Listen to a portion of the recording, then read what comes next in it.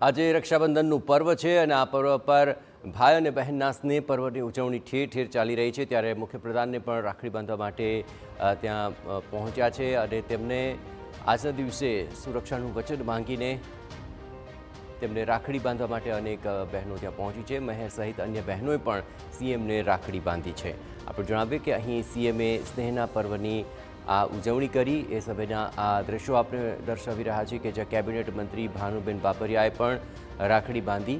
આ ઉપરાંત અન્ય મેયર સહિતના કાર્યકર્તા બહેનો પણ ત્યાં પહોંચ્યા હતા અને તેમણે સીએમને રાખડી બાંધી હતી। તો સ્નેહનું બંધન આજે સમગ્ર રાજ્યની અંદર મનાવવામાં આવી રહ્યું છે। બ્રહ્માકુમારીઝની બહેનો પણ ત્યાં પહોંચી હતી અને તેમણે સીએમને રાખડી બાંધી હતી। આજના આ પર્વ ઉપર વિશેષ કરીને ભાનુબેન બાબરિયા મેયર અને અન્ય કાર્યકર્તા બહેનો તેમને રાખડી બાંધવા માટે પહોંચ્યા હતા। બ્રહ્માકુમારીઝમાંથી પણ બહેનો ત્યાં પહોંચ્યા હતા અને તેમને સીએમના હસ્તે રાખડી બાંધી હતી।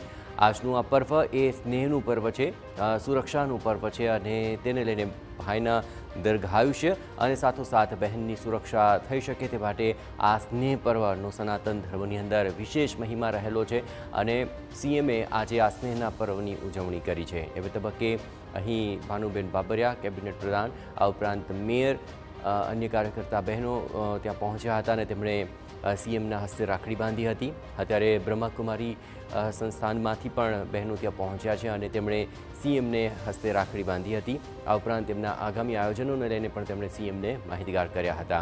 આપણે જણાવીએ કે અહીં બ્રહ્માકુમારી સંસ્થાન કે તેના તરફથી બહેનો ત્યાં પહોંચ્યા અને તેમણે સીએમને રાખડી બાંધી હતી। આ ઉપરાંત કેબિનેટ પ્રધાન ભાનુબેન બાબરિયાને આપ જોઈ રહ્યા છો, તેઓ પણ સીએમને રાખડી બાંધવા માટે પહોંચ્યા હતા।